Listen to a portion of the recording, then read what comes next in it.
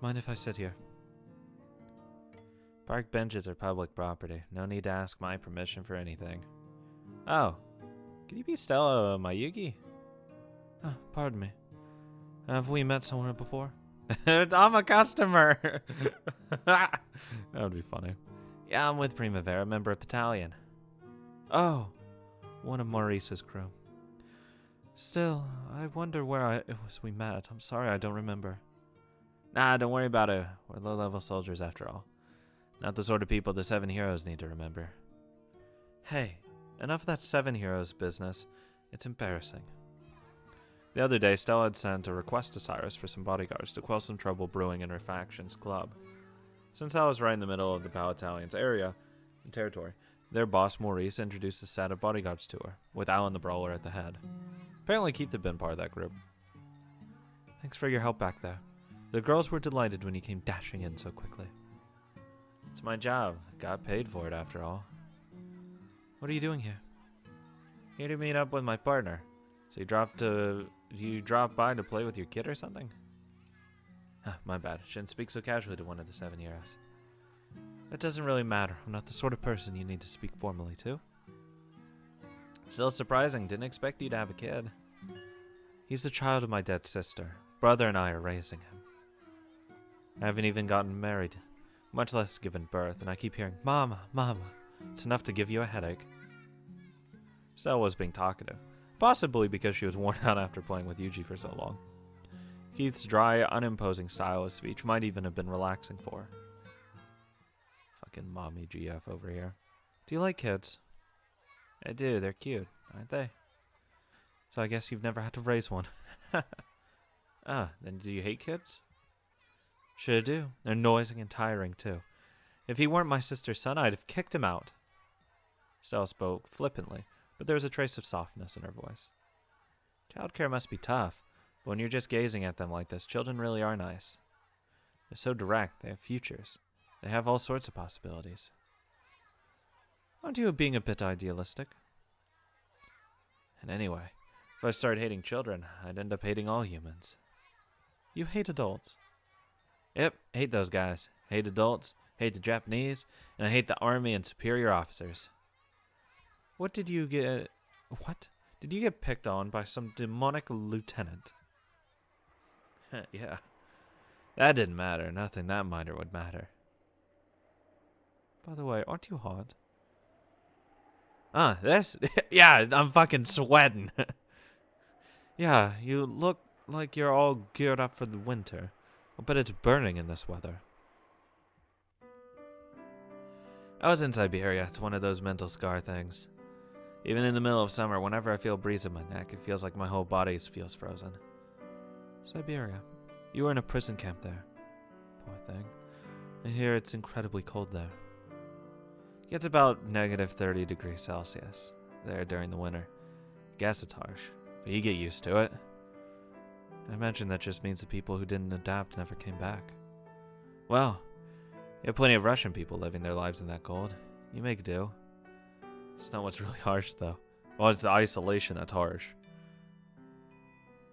So the Russian guards were rough after all? It's normal for the enemy to be rough. It's normal for the cold to be rough.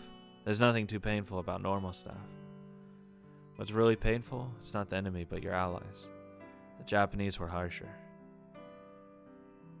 Life in a freezing prison camp had strained their hearts to the brink. Very little to eat, heavy labor with an intensive schedule, and the inescapable cold. Moreover, that burden wasn't distributed evenly across the prisoners. Even after surrendering and having their rank insignia stripped, their hierarchical relationships remained when they became prisoners. Underlings were treated like underlings the whole time. Senior officers kept throwing their weight around after being captured, and were unfair all the time. They yelled at the young ones, telling them to take the initiative doing the heavy labor. Even when it came to their scarce food, the officers were given more. Malnutrition, cold that could freeze the blood, accidents during heavy labor, swindling the underlings without a second thought. Some of the officers even tried to suck up to the Russian troops, selling out their comrades for better treatment. As the countless unbearable betrayals piled up, The young ones fell to their deaths on the frozen ground one by one. Yeah, you dumb fucks. Guess who's gonna... When all of them die, you're next. You're next on the shitting totem pole. Help each other in times of trouble, my ass. Hardship is valuable to the young? Bullshit. Back then, I figured it out. There's no future for a country where the old swindle the young.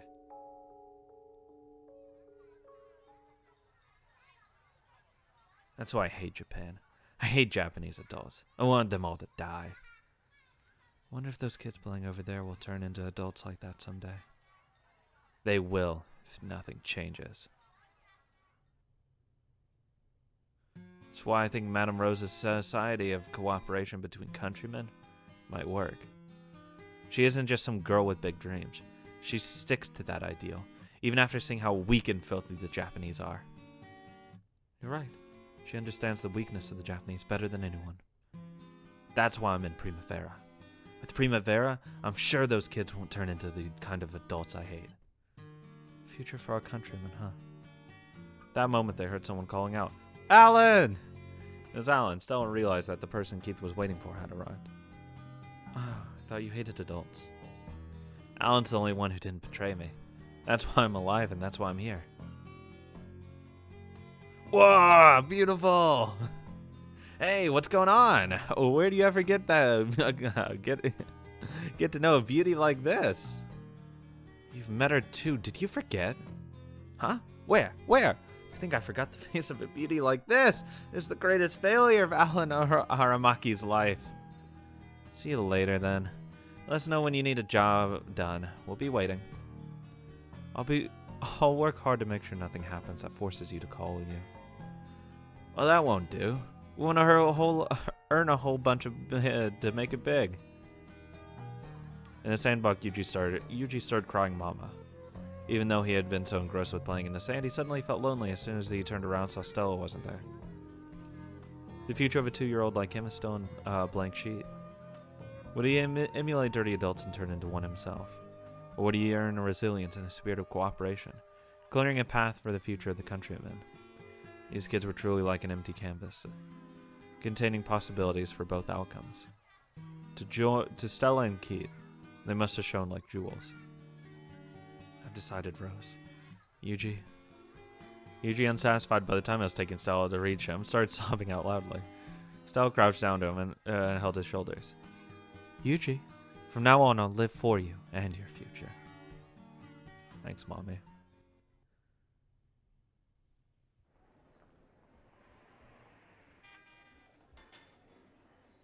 Sorry to keep you waiting, boss. We're always hungry. Sorry about this. Suddenly calling you out during a meal again. Or anything you like, manager. Give him the best sandwiches you got. I don't want a sandwich. Oh, I'd like mine without bacon and extra veggies. You can take his bacon and stick it in mine. Let me introduce you, Wayne. These are our problem erasers, Alan and Keith. They're skilled? Hey, are you just gonna ask that right in front of us?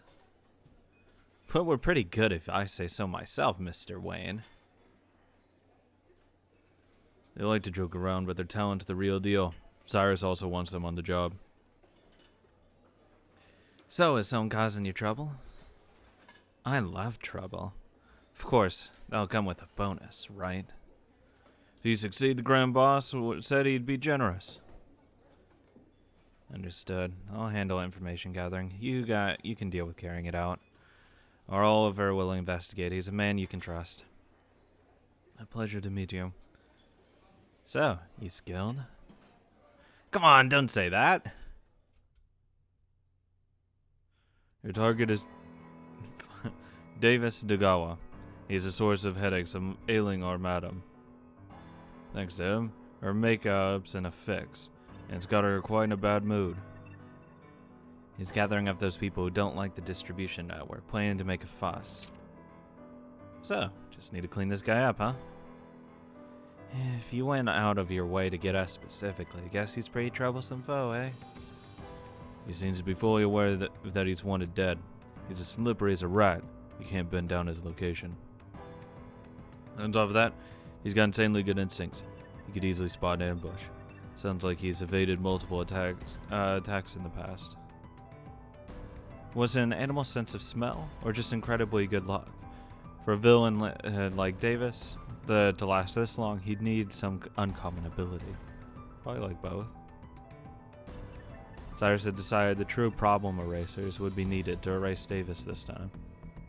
Yeah, sounds good to me. Interesting. Let's put this villain to the test. Can't wait to see his instincts. See if his instincts can spot a scope poking out of a curtain 500 meters away. We know he's hiding somewhere in C-23. Finding people like him is our specialty. The stink of a villain can never be fully hidden. There's no doubt we'll find it.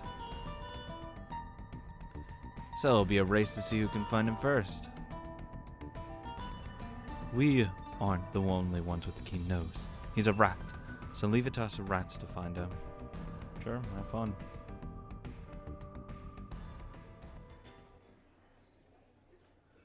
So each group will fill a different role. Then let us know when you find the rat. You rats find the target. We'll be drinking tea or something until then. Drink as much as you like, but make sure you're available to be contacted at any moment. Woohoo, Wayne! This is gonna be a feast. Go easy on the alcohol, will ya? This'll all be pointless if you're a useless drunk when the time comes. He sure thinks he's all that, even though he's younger than us. Don't say that, he's pretty talented himself. I hear he's the one who's one of the three stormed into the Belton Plaza Hotel. Hey, we fought against a Soviet mobilized sniper division for 3 months, just the two of us. Don't get ticked off. I know full well how amazing you are. I wish people understood that awesomeness a bit more. We want respect. We want to become more famous and set ourselves ahead of the pack. Maybe they can compensate for that lack of respect with more cash. When Alan patted Keith's shoulder, comically, his sulkiness disappeared. Both Alan and Keith craved the limelight, wanting to be properly appreciated for their skills. But it wasn't as so simple as them wanting to show off. They wanted to gain a name for themselves. Those pitiful young men weren't even given graves, but simply fell down on the frozen soil and got buried by snow. Of course, they were given no tombstones. If they were disappeared from the memories of their war comrades, then even which corpses belonged to whom would be forgotten. Those two who couldn't even remember whose skulls had stared up at them beneath the melted snow wanted to earn a name for themselves before they died. Okay. You'll get your money and I'll figure out something out of respect aside too. After all, the consigliere always wants to reward hard workers like you. Sweet. That's our boss. Knows just what'll make us happy. Plenty of prizes, success of all sizes, getting all fired up as the excitement rises. Huh? The fuck that's supposed to be? The hell, that's so weird. Maurice seemed annoyed, but Alan's meaningless puns were always right in Keith's strike zone. Apparently.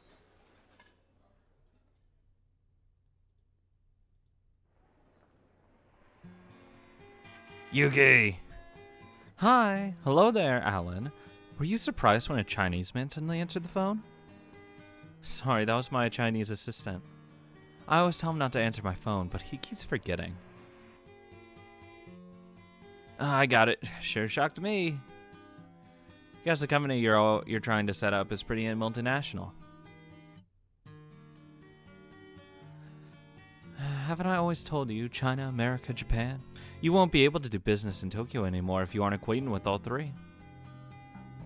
Anyway, what is it? Are you inviting me to dinner? Sorry, though. I've got plans tonight. You know, that dinner meeting with the woman boss of Primavera? With Madame Rose? Pretty incredible. You're worried, aren't you? You're thinking the Mafia might do something to me? No, I'm not worried at all. Lots of people started picking on her recently, but she's an incredible person who always cares for us Japanese. All the people around her are pretty shady, but I hear she's a saint herself. Is that so? And here I thought you were worried about me. Guess I shouldn't have kept my expectations up. That's not it. I'm always concerned for your safety, Yuki. Thank you. So then, next time I'll have space for dinner. Should be, Oh, sorry. Actually, the reason I called was the opposite. Huh? Pretty troublesome jobs come up. I'll have to be on call for a while. The information gathering skills of the wild dogs were held in high regard, but it'd still probably take them some time. Their opponent was a man who knew dozens of reasons people wanted him dead. It probably wouldn't be easy to pick up on his trail. I'm actually kind of shocked they weren't going to do the whole, like, oh, we have a date, and then, like, it falls through because he has to go fucking do shit. Thank God. Grabbing him would probably be messy and down to the wire without any time for careful preparation.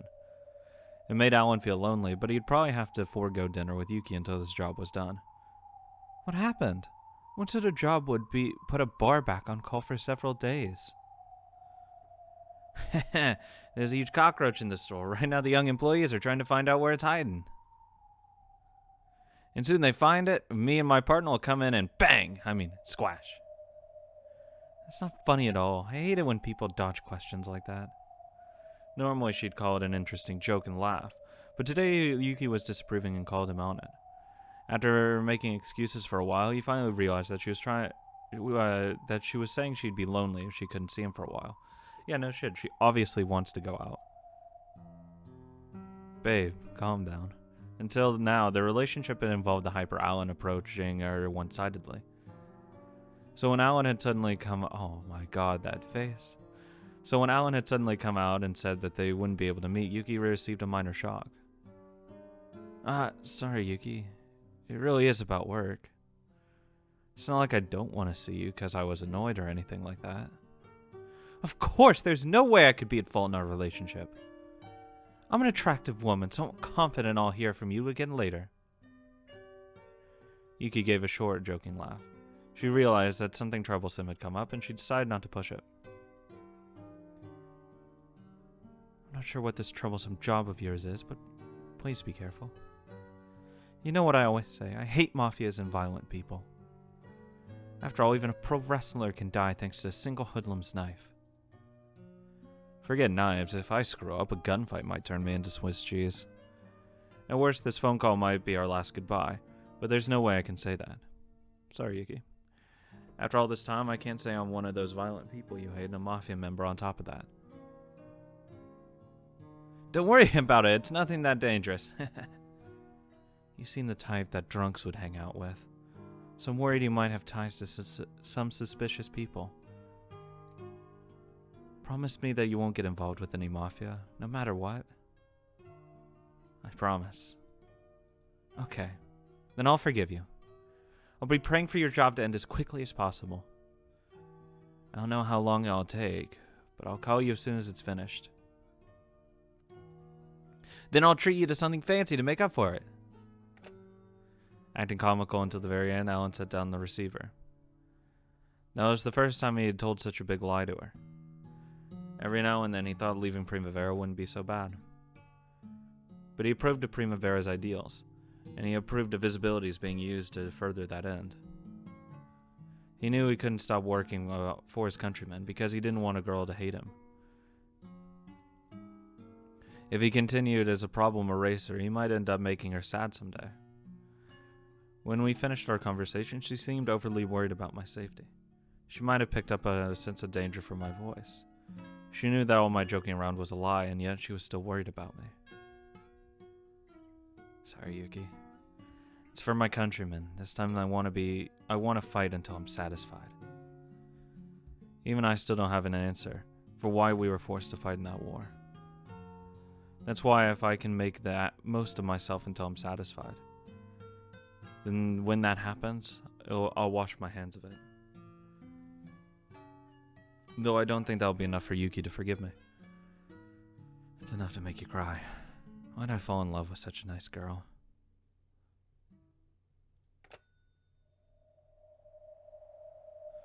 Just like Alan, Yuki set down the receiver and hung her head. Alan. As if I had the right to tell him not to get involved with the mafia. Yo, based, what? Queen! Oh, God. A Chinese assistant.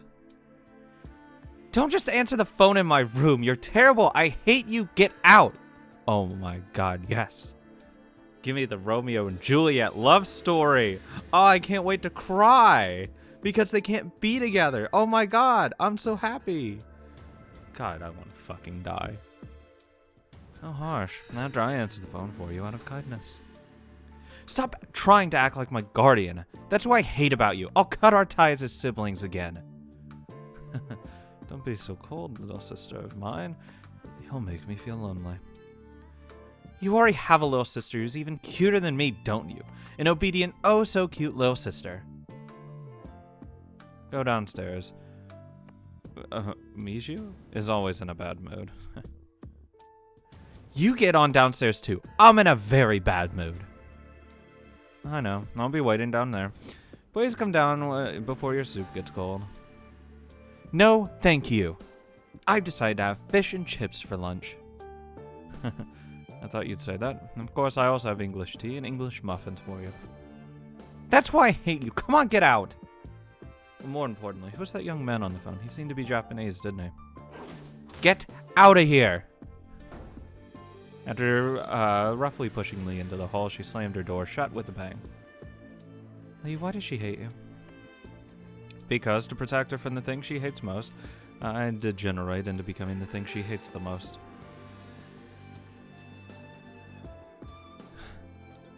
Oh, cute. Oh my God, I want more. I want more of that. Jesus Christ. That's top tier. That is top tier shit. Hello, James Tomitaki. Long time no see. How you been? Ah, I hear you're doing well, Davis. How do you say, since it's been so long, dinner, my treat? Oh, no, I'll pass. I have such sensitive skin, you know? Spend too much time under the sun and it swells up all red. Lately, my skin's been getting even worse. The doctor's even forbidden me to drink or exercise. It was a total lie. The desk right next to him was covered with empty alcohol bottles. I'm fucking plowed. Though I hear you've been pretty active for all. Huh? Where do you get that? Hey, not at all. My body's so frail. When it came to speaking in an annoying way, Davis had no equal. In the dim hideout-like underground room, Davis stuck the cigarette he'd been smoking into a pile of cigarette butts, laughing obnoxiously.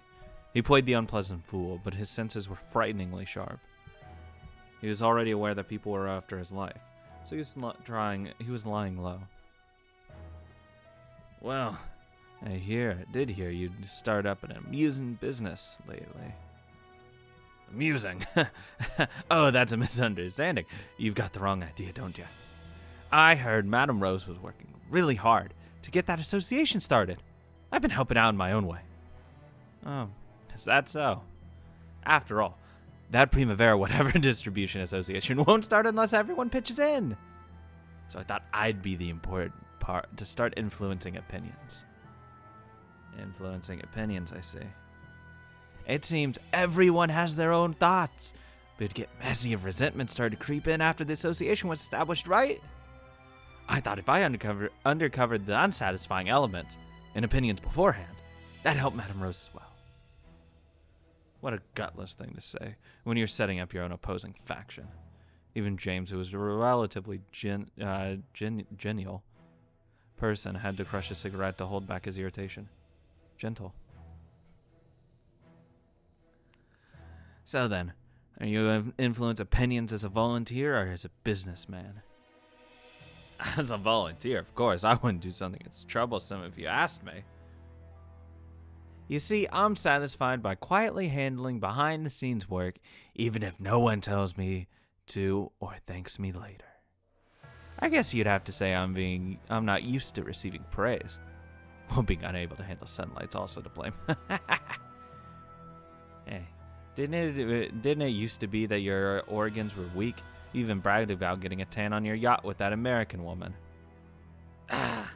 Nah, you're just remembering it wrong. I was born with weak skin. It really is a pain. So, before I remember it wrong again, let's talk business. Business? But I'm really busy right now. My schedule is packed until the year after next. Well, I can at least hear what you have to say. I want to buy your volunteer work. Primavera will directly handle influencing opinions in the opposing faction, so I want you to cease your involvement in this matter. But I can do it better than you guys. All the others feel threatened by you mafia types. They don't want to deal with you directly. I think you'd better leave this to me, a veteran negotiator with connections on both sides.